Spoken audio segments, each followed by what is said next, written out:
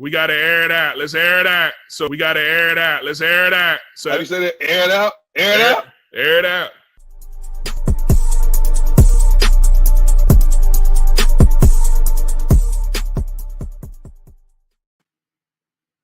What is up, ladies and gentlemen, and welcome to the Air It Out podcast. I am your host, Avery Collins, and listen, we've got a great show today, and we've got a special guest, and I just wanted to introduce him to everybody today. So I want to bring back one of the original members of the Air It Out podcast. Everybody, say what's up to your boy, Chris. Chris, say what up to everybody, man. What up? Woo! What up, y'all? Good to be back. Excellent. Always great to have you, man. Always great to have you. This is a guy who has beard goals. If you didn't know, the guy can chop it off, and 2 weeks later he's got a full Joe Budden. But it is what it is. And obviously I'm joined by Juan, the one and only. We missed him last week, but he is back in the house, and he's repping the ITH family. Y'all see the inside the Hashes hat. Y'all see it. He's got the drip on. Juan, say what's up to everybody. What is going on, everybody? If you can't tell, I am very much exhausted from all these dang trade stories that have been happening this crazy off season. Honestly, it keeps me up at night sometimes, and I sleep on and I do the overnight shit. So I'm not even getting enough sleep as it is. Well, listen, man. I mean, I'm glad to have you on. I hope you're able to get some sleep, get some rest. Obviously, with everything going on. Actually, I want to get your thoughts real quick. As our resident honorary Packers fan, we know that you're a Jets fan for life, but you're our resident honorary Packers fan. I need to know. Come on, man. DA is now a Raider. Davante Adams is no longer a part of the Green Bay franchise. Breaking news, obviously, last Thursday, while we were literally on the prepping for the podcast, and so he is no longer here. What do you think? How do you feel about that? Honestly, Packers fans are torn with what's happened. Ultimately, we don't think there was any ill will between Davante and Rodgers. Both of them got what they wanted. Davante had the opportunity to stay. He just wanted to go play for his hometown team with his guy since college. So you can't really argue with that. On the bright side, this move forces Aaron Rodgers now to diversify his passing ratio. If you could tell over the past few years, a lot of I think maybe like 45 to like 50% of his passing ratio was always towards Davante Adams. Now he can spread the ball out a lot more. They just have to surround him with weapons, which they haven't done this offseason. They brought back a lot of weapons, but they haven't brought in any new ones. Lost Marquez Valdez-Scantling. They still kept Alan Lazard, though. So look for them to try to draft as many wide receivers as possible to fill in the gaps. It'll be very Amari Rodgers season, everybody. Bruh. It'll be very, very interesting to see what happens there. I mean, to me, it threw me off because I understand Derek Carr is his boy since college, all of those different things like that. But, I mean, Aaron just got extended for another, 3-4 years. So you know that your numbers are going to be absolutely phenomenal over the next 3 seasons because he's going to feed you the football. And he's leaps and bounds better than Derek Carr. Derek Carr is absolutely not a slouch in this league. We've seen him play extremely well. I believe he's number 4 or 5 over the last 5 seasons in passing yards. He doesn't turn the ball over a ton. So he can do his thing, right? And we've seen him put these numbers up without a true number 1 receiver, right?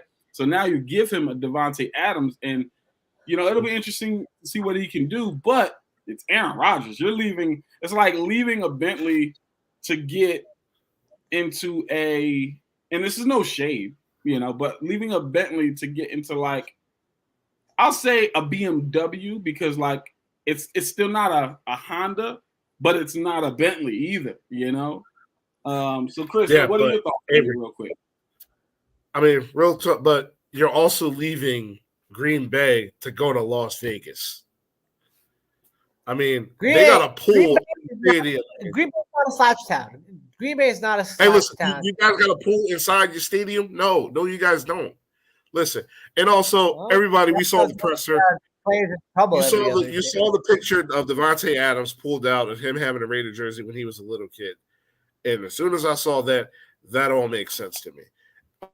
Also, listen, you play for the team that you grew up rooting for. Trust me, if everybody has that opportunity to go and play for the team that they rooted for, trust me, if the stars align, Tom Brady wouldn't, if Tom Brady had it his way, he wouldn't even be in Tampa Bay. He would be going home to the 49ers if he had his way a few years ago. And I'm pretty sure Aaron Rodgers, still to this day, is still salty that they picked Alex Smith to go number 1 overall instead of him, the hometown Cali kid.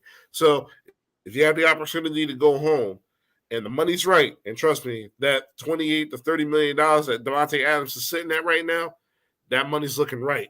Also, did you see that Devontae Adams black Raiders jersey? That is so clean, man. I got to get me a jersey, man. I'm normally don't like to get jerseys because they're that expensive, but that jersey is clean. I got to get me one of them. It is, in fact, clean.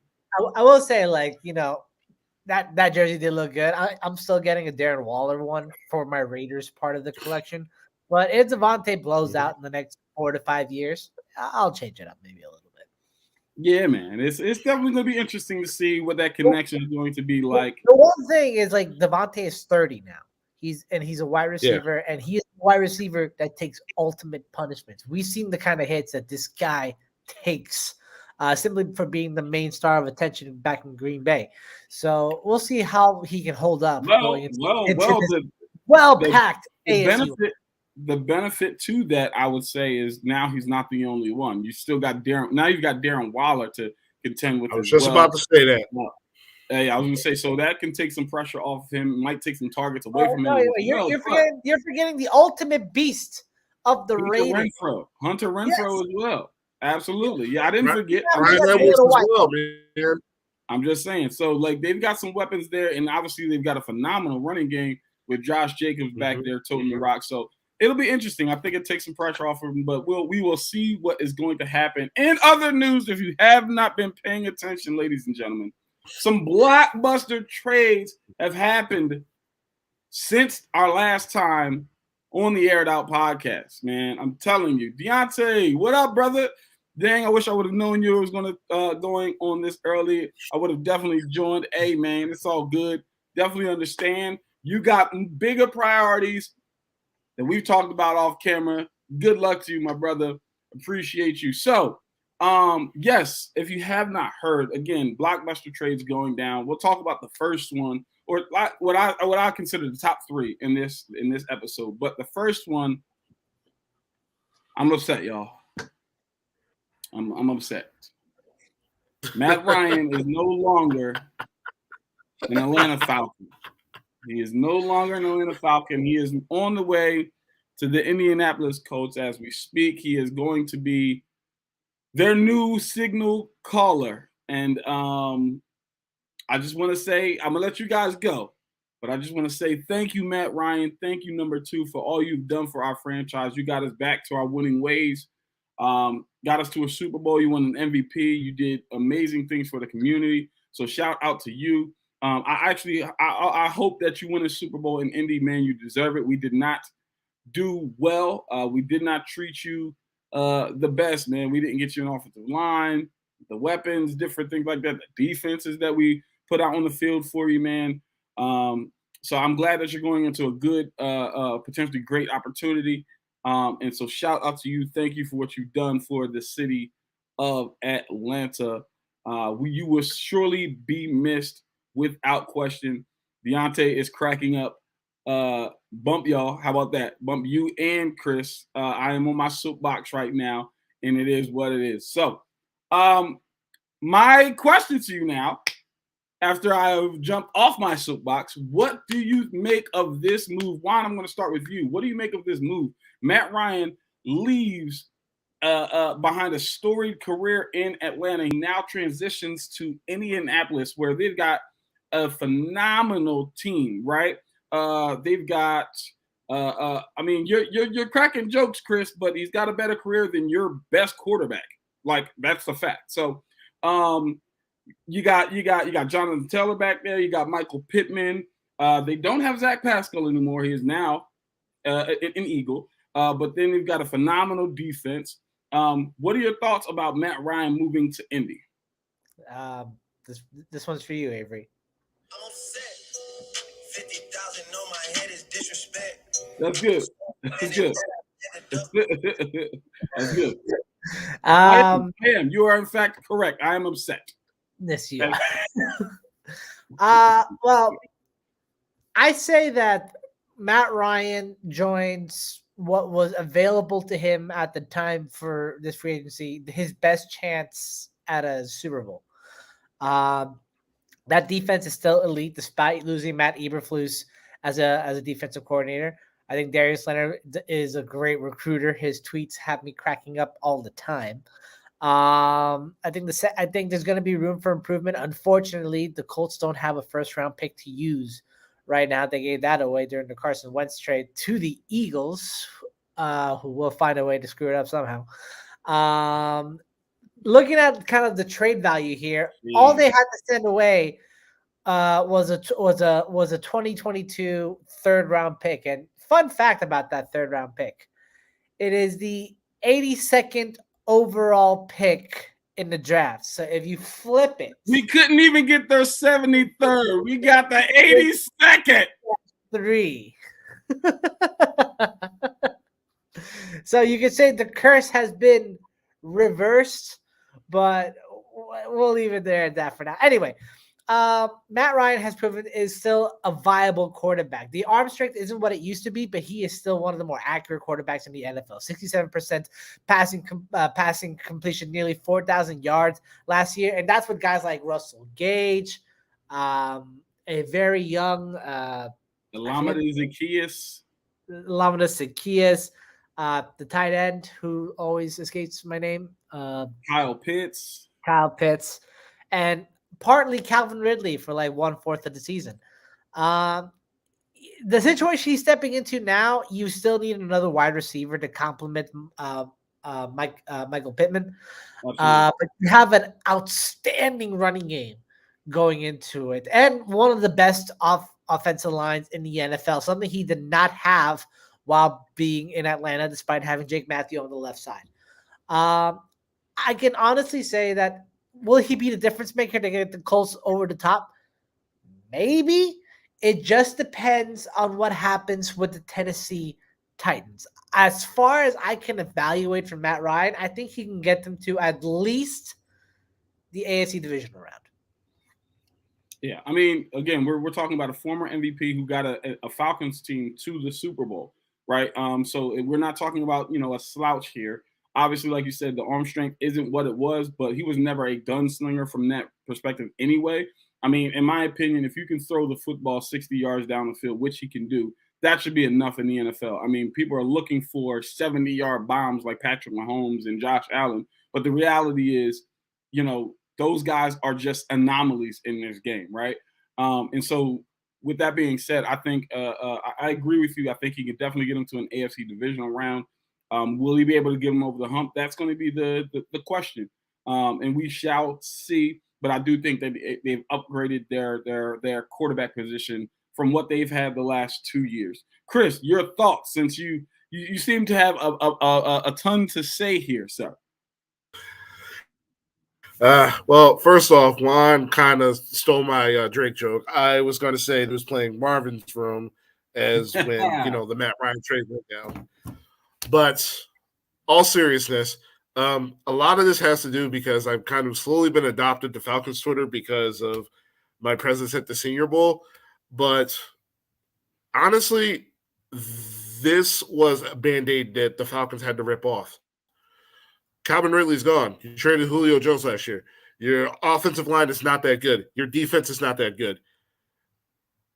What's the point of keeping Matt Ryan? Seriously. There's no benefit to keeping Matt Ryan. The only reason would be loyalty. Yeah. That's it. Listen, when it comes to the NFL, it's better to be bad than just middle of the road. If you keep Matt Ryan, you win your 6 or 7 games like you did this year, it really doesn't benefit you at all. So you got Marcus Mariota, you got Cordell Patterson. That's a good backfield if it was 2016. But you got a 3rd-round pick.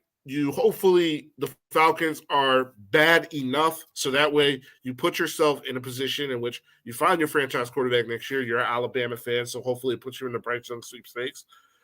But honestly, it was a move that needed to happen. As far as the Colts go, yeah, the Colts really haven't done next to nothing this offseason outside of this Matt Ryan trade. And they let all the wide receivers in this really good wide receiver pool kind of evaporated. And they don't have draft capital enough to get one of these top-tier wide receivers. We're talking both wide receivers from Ohio State, Traylon Burks, Drake London, Christian Watson, who was a Senior Bowl standout. But Matt Ryan is going to a good offensive line. He's going to have a good running game and a solid defense, and he's going to be coached by Frank Reich. Frank Reich, who has coached Peyton Manning. He has coached Phillip Rivers. And now he's getting the opportunity. A former league MVP is getting an opportunity to be learned by him.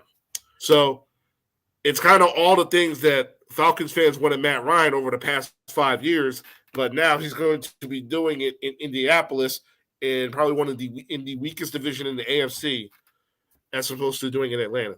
Atlanta, I understand the loyalty to Matt Ryan, but it was time for you to go. Absolutely. yeah. Also, Avery, that little wisecrack you had, at least I seen the quarterback from the Philadelphia Eagles win a Super Bowl and not being on the wrong side of history. That is fine. That is fine, but it was a backup, and then that said quarterback was absolutely horrible. And like I said, I stand by it. Matt Ryan is better than any quarterback you have ever had in the history of that franchise. That is just a fact. I've seen a parade in my life. I'm starting a Kickstarter campaign right now. It's called Reunite 2 and 11. So let's get Julio Jones to Indianapolis. Yeah, absolutely. I was literally just about to say. That's perfect. Because he's an older receiver. He's 33. He's at this point he's kind of injury prone. Those hamstrings are just not holding up. You can probably get him for cheap. Bring him in, and he can kind of coach up and mentor somebody like Michael Pittman, who is again of the same type of stature, a 6'4" type receiver, 210 to 220 pound receiver. Absolutely. I would think that the Colts would at least make the phone call to do so. However, I don't know if Julio would accept. Here's the reason being, from what we heard when Julio was traded, is because he wanted a quarterback who could throw the football down the field. And then he goes to Ryan Tannehill, which again doesn't make too much sense. But hey, it is what it is. I would like to see it as well. Now, with that being said, ladies and gentlemen, I want to get back to this comment really quick. It was definitely time for them definitely time to let him go. Neither were benefiting from him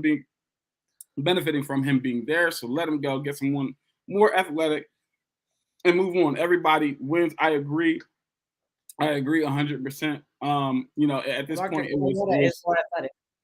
Yeah, without question. So it was definitely time, especially because of the situation with Deshaun Watson and how that fell through. Everybody knows, what happened with that. Speaking of Deshaun Watson, the reason why they have to trade Matt Ryan in the first place, Deshaun Watson is now a Brown, and he is now signed with the Cleveland Browns. That is right, ladies and gentlemen. He gets a $230 million contract. That is fully, not partially, fully guaranteed. That means this man, without question, is getting $230 million out of the Cleveland Browns, regardless of what happens. Okay. So with that being said, again, back to everything that happened. For those who may not know, the Atlanta Falcons, the New Orleans Saints, the Carolina Panthers were all in deep and serious competition to land Deshaun Watson. It came down to Atlanta essentially because Deshaun Watson actually is from Atlanta. He reached out to Atlanta. He used to be a ball boy for Atlanta. He had a great relationship, or has a great relationship with the organization, all those different things. And then the Browns came in and said, hey, we'll give you 3 first-round picks, Houston.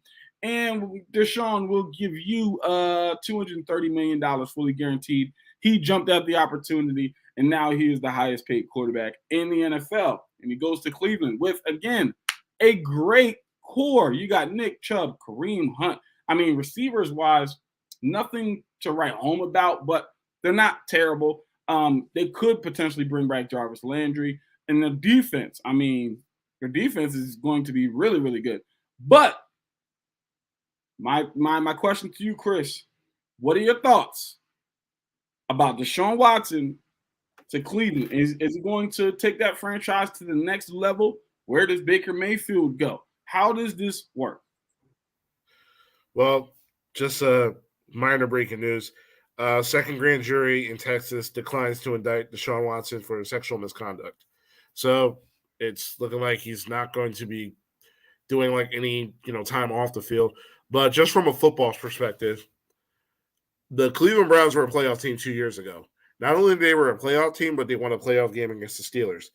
And they were this close to almost make it to the AFC Championship game, if not for – if you do a 3rd and 15 Chad Henne run simulation 100 times, 99 out of 100 they stop him. It was just that day that didn't stop him. So the biggest issue last year with the Browns was it wasn't just the Odell Beckham. It was the fact that Baker Mayfield played on a bum shoulder. So you not only replace Baker Mayfield with a healthy Deshaun Watson, but that kind of upgrades the passing game as well. You replace Jarvis Landry with Amari Cooper, and regardless of what people say about Amari Cooper, the guy's a wash. He's still one of the elite route runners in the league. So not to mention, in this trade, you didn't give up anybody of significance. You didn't give away Kareem Hunt. You didn't give away Myles Garrett. You didn't give away anybody in your secondary. You didn't get rid of Nick Chubb. Just draft picks. So you kept the same core, playoff core, that you had 2 years ago, but you upgraded the quarterback position, and you got him a top 10 wide receiver on his best day in Amari Cooper. So if Deshaun Watson doesn't get suspended by the league, this is a team that's definitely also going to be not only competing with the division, but could possibly make some noise in a deep January playoff run in a AFC that's looking like a bloodshed. Yeah. Come so January. That's the question. I mean, does he get traded? Obviously, does he get suspended? Excuse me. And obviously, everything that happened with Atlanta fell through. I was upset, clearly, but it is what it is. He goes to Cleveland now, and I just need to know, Juan, what are your thoughts about this move? Do you think that, where does Baker land? Does Deshaun deserve to get suspended, right? Like, if all of this stuff is cleared, does he even deserve to get suspended? Deshaun Watson doesn't deserve to play in the NFL. I'll say that right now. Reason being is because just because 2 grand juries don't indict him on charges doesn't mean 22 civil lawsuits don't count for anything. You can't discount. You could probably discount maybe some of these stories, but when it's 22 different people all coming together at the same time, it taints for me his character. Now that's a pretty heavy statement to make, that he doesn't deserve to play in the NFL. When, if you look at one again, if he's cleared of all of these wrongs, number one, number two, we know that Houston did not want to let him go. We know that the prosecutor against Deshaun Watson is literally friends with the owner of the Texans quarterback. We know that these accusations only came out, friends with the Texans owner, we know that these accusations only came out after Deshaun said, "I'm not playing for the Texans again." But are we really discounting the testimony of 22 different women? I'm just saying, area? Have we not seen people lie about this before or get paid off to say certain things? But like, we've seen this happen before. When did 22 different women come over and say, "Hey, this man"? I'm not saying the specifics. I'm saying we've seen people get paid off to do certain things, say certain things, or not say certain things. I mean, there's NDAs out there. Like, people get paid to do some pretty egregious things. I'm not saying that they did, and I'm not saying we should dismiss it. What I am saying is, if he is found to be innocent of these charges, then to say he does not deserve to play in the NFL is a pretty harsh accusation And or a I'll stand harsh claim. And I'll stand by it because it's always been in the concept of the NFL that even no matter how bad of a person you can be, no matter what the atrocities you've committed, you'll still find it. So long as you have talent, so long as you have value in the league as a player to make money for players, for teams, you'll always find a way through. You'll always find a way out. That I wanted to get out of the way first. That one's personal for me. I want to let that out first. As a player, Deshaun Watson is a difference maker. He is not only just an incredible quarterback. The man led the NFL in touchdown passes with 33-7 in 2020. He's also a leader in a locker room and attracts players to where he's going. All right. Sometimes with the Texans, no one wanted to go there because it's Houston. But with Cleveland, there's hope. There's Kevin Stefanski leading a good offense, 1-2 punch combo with Nick Chubb and Kareem Hunt. Not to mention, there's already rumors of Jarvis Landry and Odell Beckham Jr. looking to come back to the Brownies with Deshaun Watson there because he can deliver the ball and he actually knows how, and he actually knows how to, build camaraderie. I love Baker Mayfield. Don't get me wrong. I was championing him coming to the Jets in 2018 when the draft was starting. I thought he would definitely fall to the third overall pick when that would happen. It's just he got too big for the town, or more so, he got too big for the team. He became a locker room divisive figure, and it just looked like he was putting his pride in front of the needs of the team. All right. And unfortunately, it just stuck in the craw with a lot of people, and he has to find a new situation. Seattle would be interesting. I just don't see Seattle going anywhere if they do get Baker Mayfield. As for Carolina, Matt Rule's already in thin ice with me, and if you're getting into a quarterback between Baker Mayfield and Sam Darnold, clearly Baker Mayfield's going to come out on top. But then is he the solution for whatever they need to do? That's for anyone to guess. Okay. I mean, I don't know if Baker comes out on top in that situation, but Side by side, looking at Baker Mayfield last year and Sam Darnold, can you really tell me either one? Well, can you really tell me like Sam Darnold showed any bit of an advantage over Baker? I'm not saying he did. What I am saying that he had a better team around him. That's just my personal opinion. But now let me ask you guys this. Do you think that the year layoff affects Deshaun Watson? Obviously, do you think there's going to be some rust? And again, if he, ends up getting suspended, that's even more of a layoff. Do you think there's going to be any rust with Deshaun Watson when he gets on the field? Okay, Juan says no. Chris agrees. Okay, I agree. I don't think there's going to be any rust. I think he's going to, come in and obviously be impactful immediately. A reunion of Odell and Jarvis would be absolutely phenomenal. Chris, your thoughts?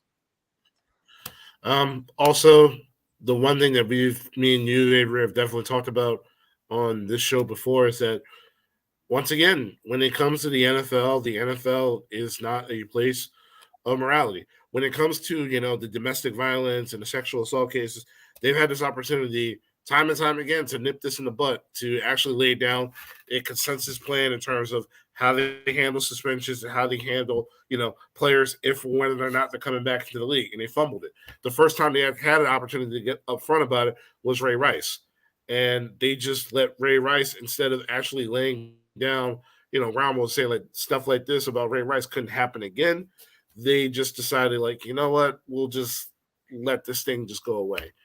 And that's kind of what the NFL motto is that when it comes to an issue like Deshaun Watson in a city of Cleveland that has been deprived of not only good football but a championship since Jim Brown, I'm pretty sure Browns fans, when Deshaun Watson steps on the field, he starts completing passes and touchdowns and they're winning games and they're winning the division, all that's going to go away. It's not to compare this to Michael Vick, but Michael Vick got a lot of venomous hatred when he got here to Philadelphia when Andy Reid vouched for him. And that was a Michael Vick that served 2.5 years in prison. He'd done his time, and he actually deserved to get a second chance. So isn't the purpose of like if somebody was to get in trouble or if they get away or if they've been proven innocent to go away and go and provide themselves a livelihood after the fact. So if Deshaun Watson, just because he doesn't get indicted, doesn't mean he's not guilty. Doesn't mean he's not guilty. I agree on that, but it also doesn't mean he shouldn't be banned in the NFL. Deshaun Watson, when he's on the field, he's a top 5 quarterback. He is serviceable on a third of NFL teams that were actually lobbying and advocating for him, even with his no-way trade clause. So in the end, and not to mention Cleveland's a really good fit in a messed up way because they've already dealt with this backlash kind of already with Kareem Hunt, who's already on the team as well. So if any team is ready to deal with the situation, it's Cleveland in terms of dealing with the Deshaun Watson case.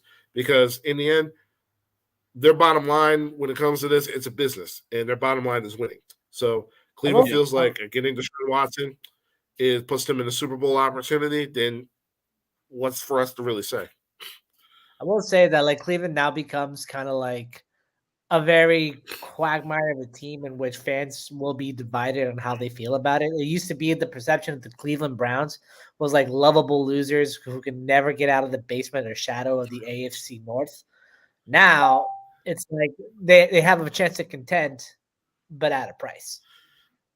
Yeah. I mean, but if you've been losing that long, do you really care about how you get results at that point? And I think that's kind of where the point comes from is like they don't even care anymore. Yeah. Now I will say this. Yeah. I mean, to Chris's point, the NFL again, not a league of moral standard. Like, and we got to stop looking at them as the standard of morality because they clearly don't care. I mean, Calvin Ridley is literally about to lose a year's worth of money and time on the NFL for a $1,500 bet on the team that he plays for to actually win the football game. Not throw the football game, but actually win the football game. But then you, like you said, you brought up Ray Rice. You bring up, Ben Roethlisberger. You bring up Deshaun Watson. You bring up Greg Hardy. You bring up Kareem Hunt. You bring up Dante Stallworth, who actually killed someone. Sherman. I mean, all of these instances. And, so if that right there doesn't show you where the NFL stands on this, I mean, I don't know what else like you need to hear. Like $1,500, I beat women, I kid women, I potentially molest women. 6 games. I mean, that's the NFL, ladies and gentlemen. Yeah. Unfortunately. Also, one last question before we move on to this topic. Juan, you said that Deshaun Watson shouldn't play in the NFL. So let me ask you a question. What are your thoughts about Tyreek Hill? Do you think he should still be in the league, even though the Jets were still trying to trade for him? No, I don't. Okay. I really would you then like kind of rekindle like how you feel about the Jets if they would have made that deal happen for Tyreek Hill? I honestly would have been very conflicted about it. Because like, as much as I love football and I love talented players, I hate child beaters. I hate people who abuse women in any variety. I take it very personally, those kind of issues. I don't care how talented your arm is, how fast you can run, and how hard you can hit. If you're not at least a decent person off the field, you have no value to me. That's fair. Understood. Absolutely understood. I understand because I share the same sentiment, right? Like anyone who puts their hands on women, like I don't like that, right? I don't like anyone who is an abuser of anyone in any way, shape, or form. Like not even just physically. Like if it's mental or emotional abuse or spiritual or physical, like whatever type of, if you're an abuser, I don't agree with that.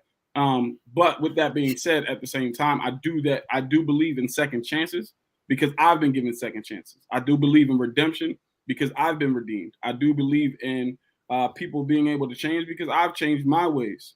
We all have a past. We all have a history. We all made mistakes. We just don't play for the NFL and our lives aren't on display like a lot of these athletes are. So with that being go ahead. I will say, so like, you are right with second chances though. All right. I feel like the Deshaun Watson situation is so fresh in my mind that I can't even really think about coming through it, but there is like you did mention like one player like who like he took the long road back to redemption to show that he regret what he did was wrong. And that was Ray Rice. He went to counseling. He started going to talks about Michael standing Vick up. as well.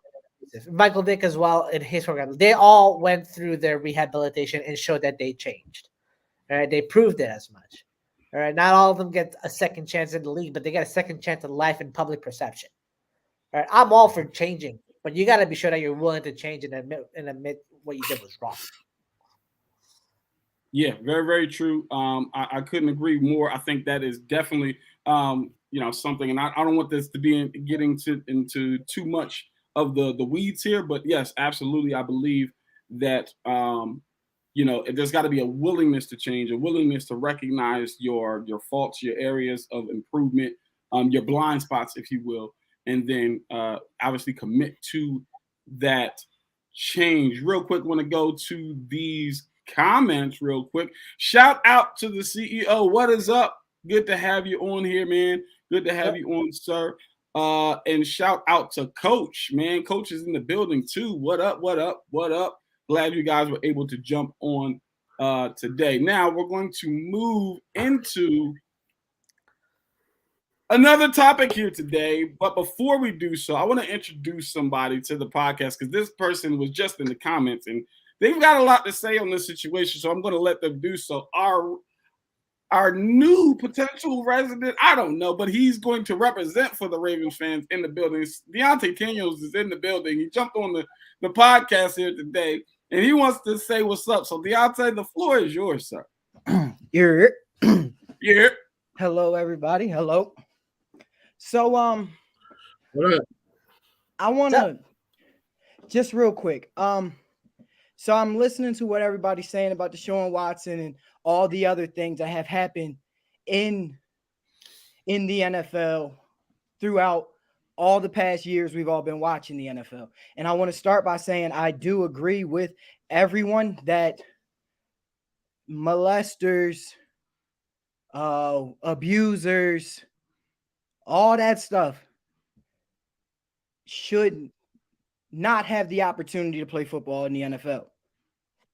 But on the other hand, the NFL is not the law.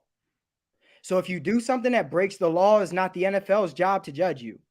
It is the law's job to judge you. And if the law does not judge you as guilty, you are not guilty. Therefore, the NFL should not punish you as guilty. Now, when it comes to Deshaun, right, I have an extreme love for women, like an extreme respect for women. Like, I will do some crazy things for my mama. You understand? So when it comes to all the allegations against women, if he was found guilty and still could be found guilty, then whatever happens to Deshaun is what happened to Deshaun. I don't care about him as a football player.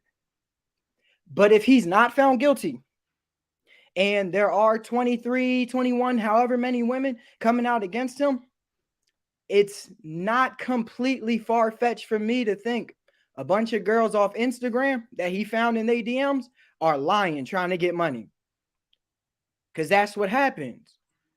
I've seen it before. Like I said in the comments, Sean Oakman spent like 5 years in prison because a woman lied on him coming out of college. It is real.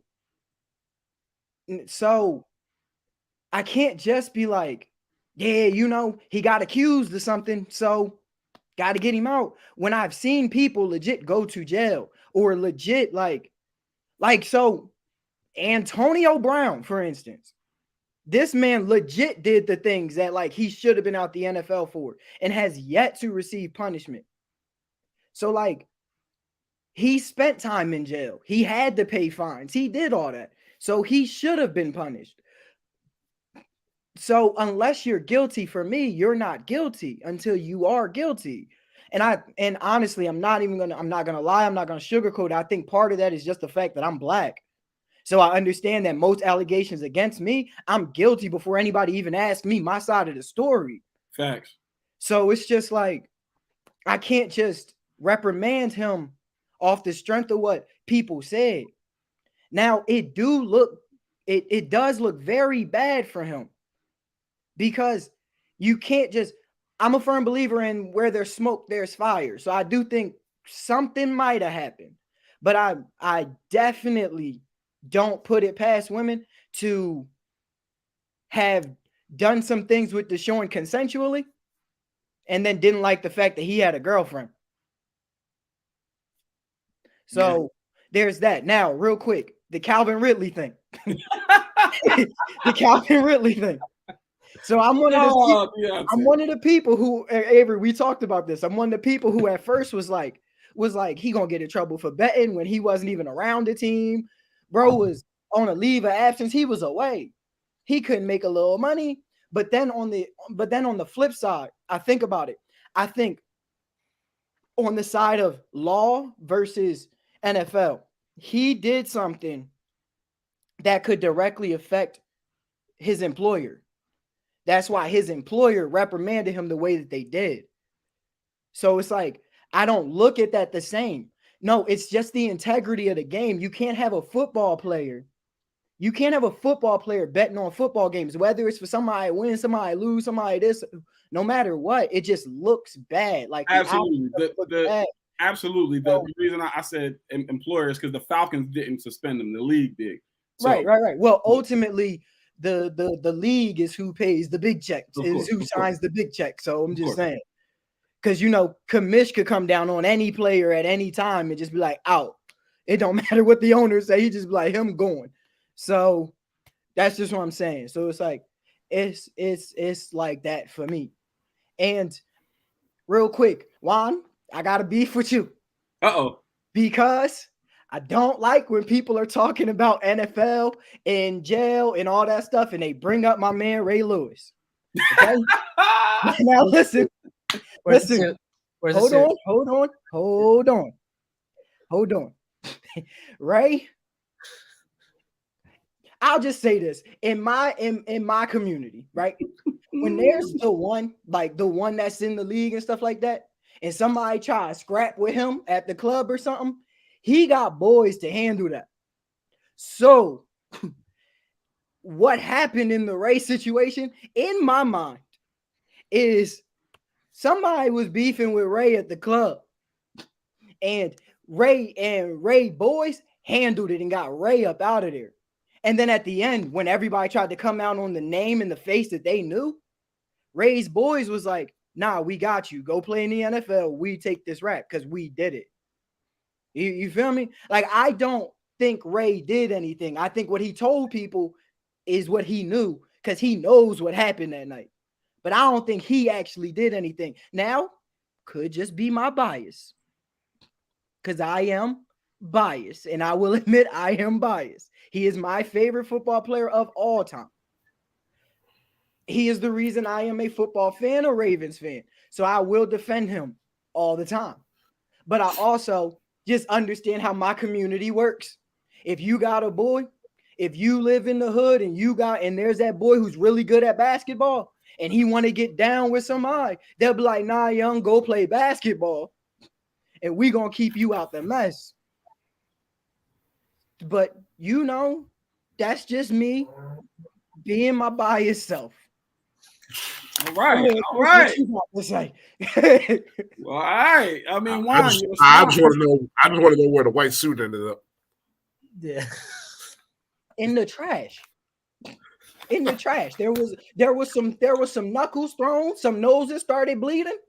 That's evidence. You throw that joint away. People, whatever. I don't want to say too much in the thing. Huh? That's still a crime. That is very true. Hey, that's true. But what people call him is a murderer, and he's not that. That's what I'm defending, the murderer. That I will recant. He is not a murderer. He just hits the evidence. Well, I mean, it is what it is, ladies and gentlemen. I'm not going to get into that one there. I'm going to let y'all go ahead and have that one there. But our last topic I want to get into real quick. Deontay was there, you know what I'm saying? He skirted out of that thing, you know what I'm saying? I was in the trunk, you mean? You know what I'm saying? All right, so speaking of people skirting and being really fast, The Cheetah is now in Miami. My. Tyreek Hill traded to the Miami Dolphins for 5 draft picks. I don't know. I've never seen 5 draft picks for a receiver. Like that's for me. I've never seen 5 draft picks.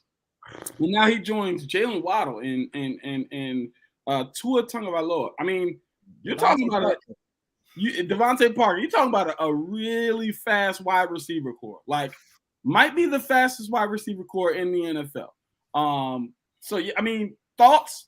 I will start with, well, you know what, Chris, I'll start with you because I believe you got a couple more minutes with us. So Chris, I'll start with you. What are your thoughts on the Cheetah to Miami? I mean, does this make them contenders? Do the Chiefs drop as far as the rankings? Like, what are your thoughts? I'll keep this short because I do have to get going soon. I feel really bad for Brian Flores because this move that they did right now, I understand that he has a nice job now with the Steelers, but having to watch an offense now with Tyreek Hill, who's probably one of, if not the best game-changing weapon on the offensive side of the ball in the NFL, Jalen Waddle, you re-signed Mike Gesicki, you got Chase Edmonds, you signed Cedric Wilson, who's also a speed demon as well. There is 0 excuses for Tua Tagovailoa this year, period. Oh, my God. There is 0 excuses for him to ball out this year unless, circumstances like injury or whatnot. But this, like, Tyreek Hill's a game changer. So even if with quote-unquote the limited ability of Tua Tagovailoa, you can give this guy a drag route and he can still take it like 75 yards. But this is a move that they can easily compete in the AFC East in my opinion. This kind of bumps down New England and probably puts them in striking distance with the Bills. I still got the Bills winning that division.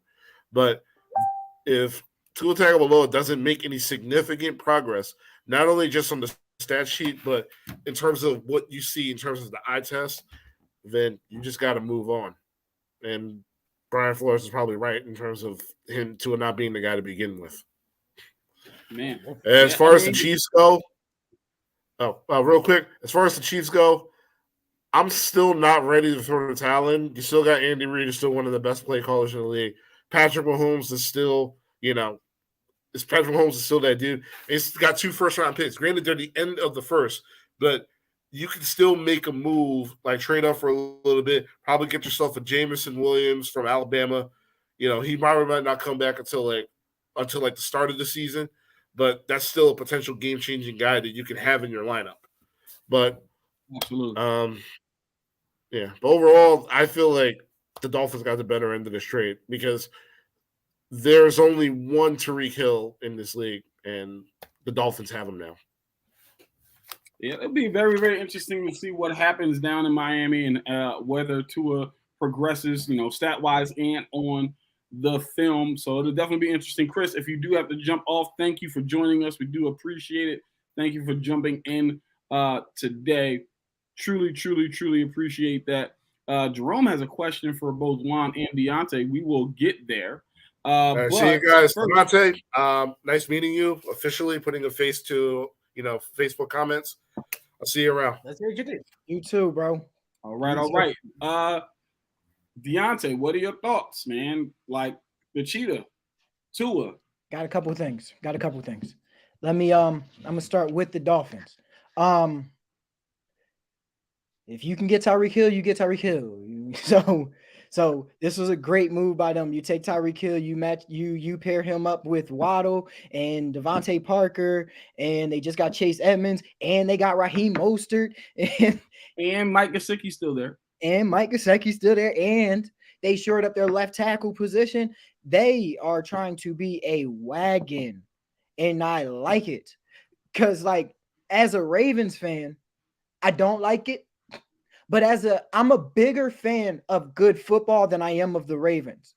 So just looking at what the AFC teams are doing, the AFC is about to be fun to watch. This AFC, man.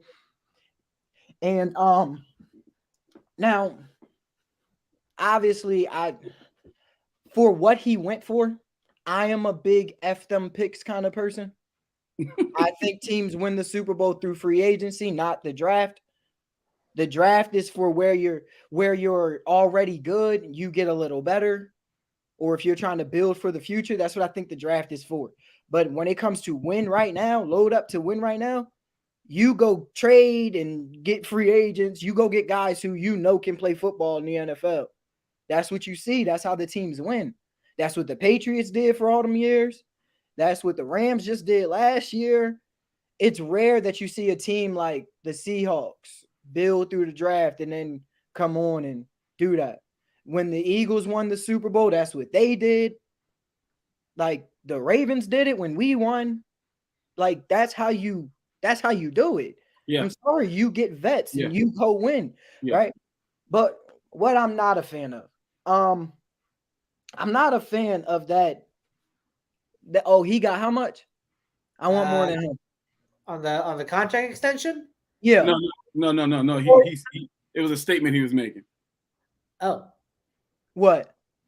You were Oh making no. Oh yeah. It was a statement. I was saying like for guys to look at what other people at their position is getting and them going, nah, I want to be the highest pick. And if I'm not the highest pick, get me out of here. Like I don't like that. I want everybody to make their money. I sure do. But Tyreek, no, that's what I said, bro. That's what I said. I said the Eagles did that. They went through free agency and trades and things like that. And they got some big names to me. Jay Ajayi and LeGarrette Blount, big names. But for that time. For that time. But and Chris Long too, right? Yeah. They got some names then. That big wide receiver whose name I forget. Alshon Jeffrey. Yeah. They did it back then. So, but yeah, I just don't like all that. I need to be the highest paid. Like I wish these NFL players would understand that like getting the most money don't mean you the best at your position. Getting the most money don't mean you the most productive. Because to be honest, I still don't think Devontae nor Tyreek are the best receiver in the game. But thank you. I'll leave it alone. Like I don't care who's got the most money. I'll leave it alone because I don't want nobody to ask me who I do think is the best because I don't want to argue with nobody. I don't want nobody to gun me. I just don't think it's either one of them. So that's a hot take right there. I just don't think it's not a hot take. It's not a hot take. I've been saying it all year, but people keep doing it like, oh, they look at the numbers and stuff, and I'm like, but they're not the best. Goddamn.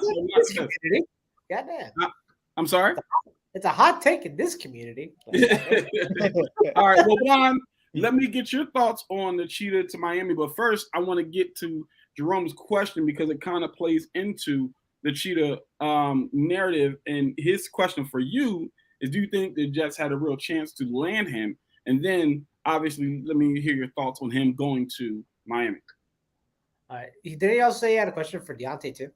He did, and we'll spin back to that unless you want him to answer that question first. Yeah. All right. Well, Deontay, Jerome asked, "How you feeling about the AFC right now?" The reason I didn't go with it because he kind of already answered the question before it was asked. I'm just saying, it's looking scary out there. Like it's weird because I feel like losing Tyrann Mathieu and Tyreek Hill, I'm bringing the Chiefs down. Especially with the Broncos just getting Russell Wilson, and then the Raiders did all that they did, and then the Chargers did all that they did, and then you see the Browns doing what they doing, and the Bengals doing what they doing, and the Bills doing what they doing, and it's just like the Ravens are the Ravens. Everybody's gonna get back healthy. We be back. The Steelers are still the Steelers. I don't care what nobody say. They were in the playoffs last year. Like the Ravens were one game out, and we only had Lamar for like 5 games. I don't know. That's hyperbole, but whatever. Like. The Patriots are still the Patriots. It's just like this AFC. The AFC is woof. Yeah, I'm calling it now. I'm absolutely calling it now. Whoever wins the AFC wins the Super Bowl. That's just my personal. Like maybe the Rams. I think we need to. Yeah, hasn't it been NFC for like the past 3-4 years? Yeah, I was gonna say maybe the Rams can pull it off again. Maybe the Bucks can pull it off, but right now. The way the AFC is stacking up, it's looking really, really scary. So, Juan, to Jerome's question, do you think the Jets had a real chance to land Tyreek Hill? And then your thoughts on him going to Miami. Well, Miami. Well, he said literally during his press conference, it was like Miami or nothing, and I'm just like, well. So then when Adam Schefter said that you were torn, that was a lie. Okay. So what I'm really interested in knowing is like, what the hell happened in Kansas City that Tyreek is like, I gotta get out of here simply because he's not making the money. I mean, like, was that really the whole issue, or was that just like the straw that broke the camel's back? Was there more to it? The Athletic put out an article. I'm going to read it later about like why the separation was long coming. I'd love to learn more about it. If it was just money, like, man, money really does make the world go around, doesn't it? Here's the thing. Miami threw in what the Jets didn't have to get Tyreek Hill. All right. Both of them were neck and neck in the trade agreements. All right. Miami threw in a first-round pick this year, a second-round pick this year, a fourth-round pick this year, and a fourth and a sixth-round pick next year, along with the max contract that they gave Tyreek Hill. What did the Jets offer? Two second-round picks and a third-round pick this year on top of that new contract. So they didn't even have to give their first-round pick to get Tyreek Hill because Joe Douglas is the man. He is that dude. All right. But with that being said, this just feels like a typical big contract with a bad team sign for me, at least. In the sense of like, I don't trust Mike McDaniel to get these pieces working well together. All right. Of course, he was like the offensive coordinator for the San Francisco 49ers. He was getting, he was there when like reviving Jimmy Garoppolo after having that really bad shoulder injury and all that. He was there for the peak of Deebo Samuel and the revival of Brendan Ayuk and all that. But how much of that was him versus Kyle Shanahan? You can't really ever tell. With that being said, the other issue I have is like Tua. I love Tua. I've been a big supporter of Tua for the longest time because I love left-handed quarterbacks. I love the uniqueness of it because you don't really see any of it. I can't remember. I mean, the last time there was a great left-handed quarterback, and I mean great as in like truly great, was probably Mark Brunell with the Jaguars. That's cap. That is cap. That is cap. Who's out there? Michael Vick. Great. All right. No, he was way better. He was great. Michael Vick was definitely way better. My bad.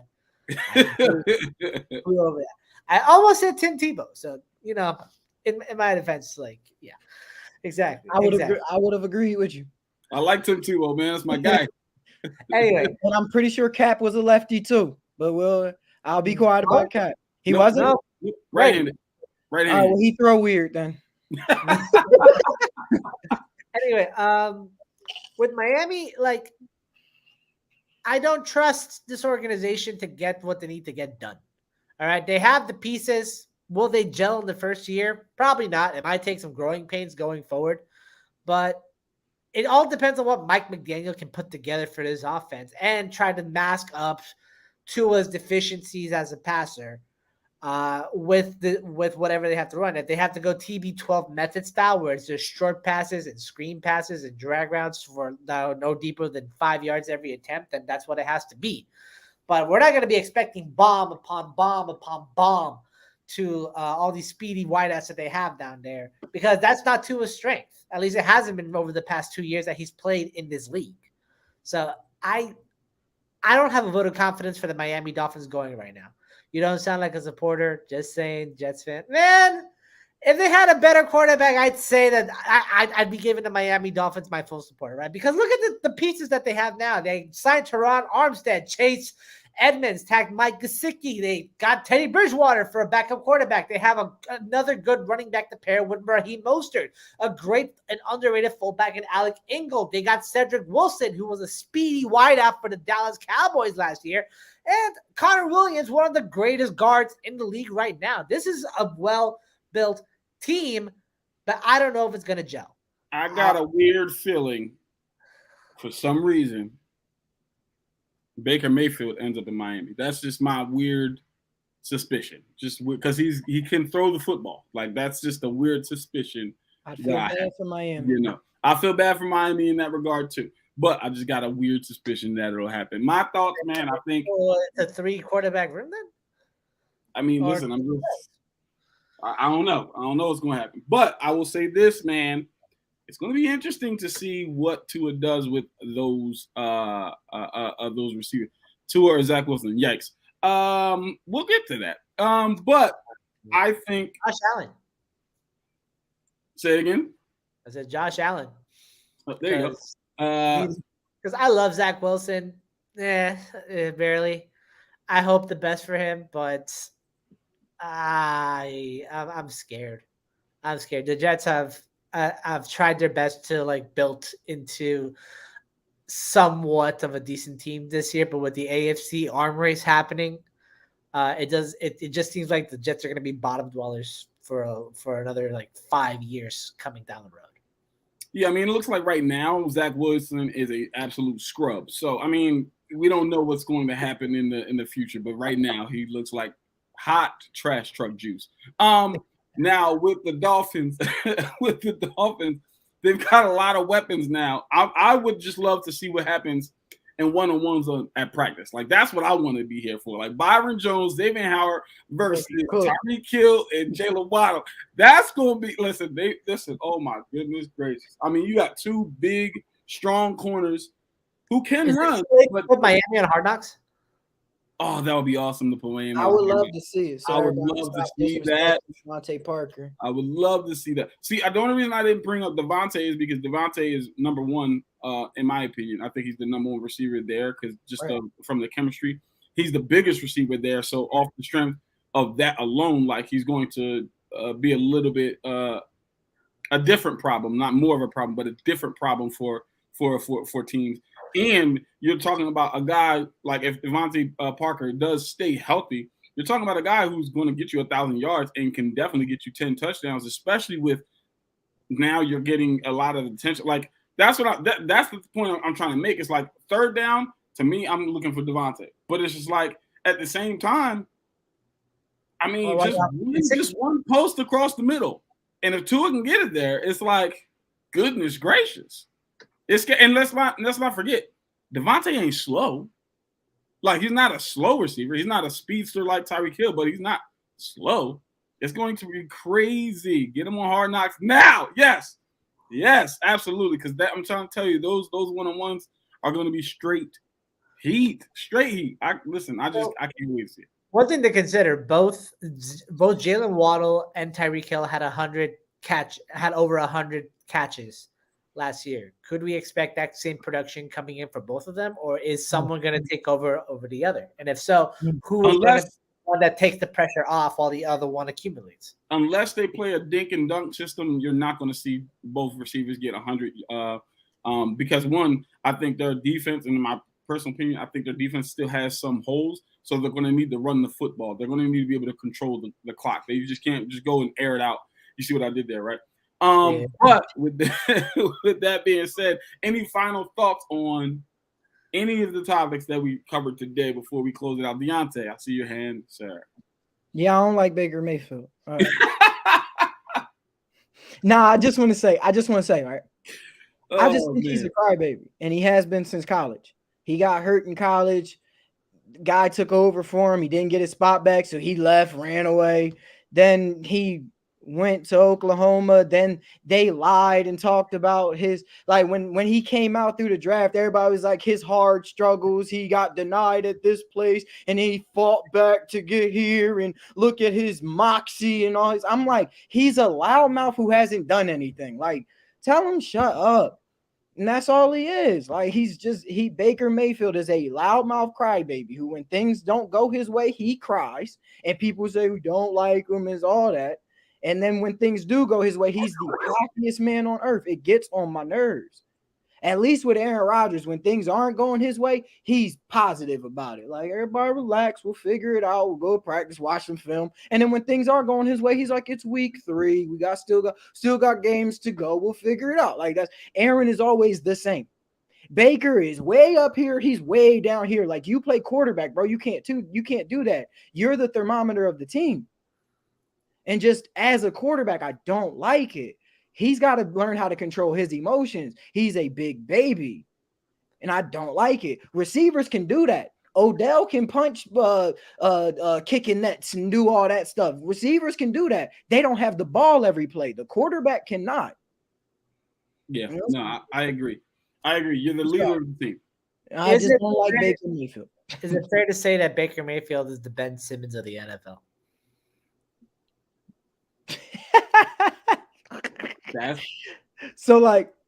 I wouldn't say Ben Simmons because Ben doesn't cry. Like, Ben is just he's a butthole. There's a difference, right?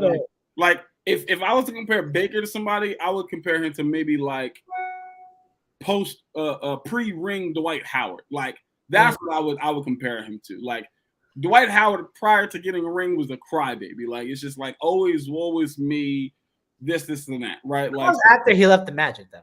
And then he just started ringing. Boys, real quick, I gotta go. Yeah, wait, listen, man, I'm about to close the show out right now because I just wanted to give y'all some final comments or anything like that. With that being said, ladies and gentlemen, it's the Air It Out Podcast. Don't forget to follow us on all your social media platforms. That's Instagram, Inside the Hashes, Facebook, Inside the Hashes, Twitter, Inside Hashes. And then don't forget to check out the website, www.insidethehashes.com. Listen, all your football content that's like podcasts, blogging, fantasy football, interviews. Go to the website, check it out, and then go to YouTube. After you go to YouTube, go and find Inside the Hashes, hit the like button, hit the subscribe button, and then turn on the notification button so we can get your comments on the live show, just like we're doing right here. Oh, that's disrespectful, Juan. Ben just don't try. At least Baker tries. Baker just not great. That's, this is kind of true. But like I said, absolutely go to YouTube and turn on that notification button so you can get your comments on here live. We like interacting with you guys. Listen, for Juan, for Deontay, my name is Avery. This is the Air It Out Podcast brought to you by Inside the Hashes. And before we go, I just want to say, Matt Ryan, when you get to Indy, don't pat the ball. You gotta stop with that, man. He's gone. All right, you gotta let Matt Ryan go. Okay, this is not therapeutic. That's all I'm saying.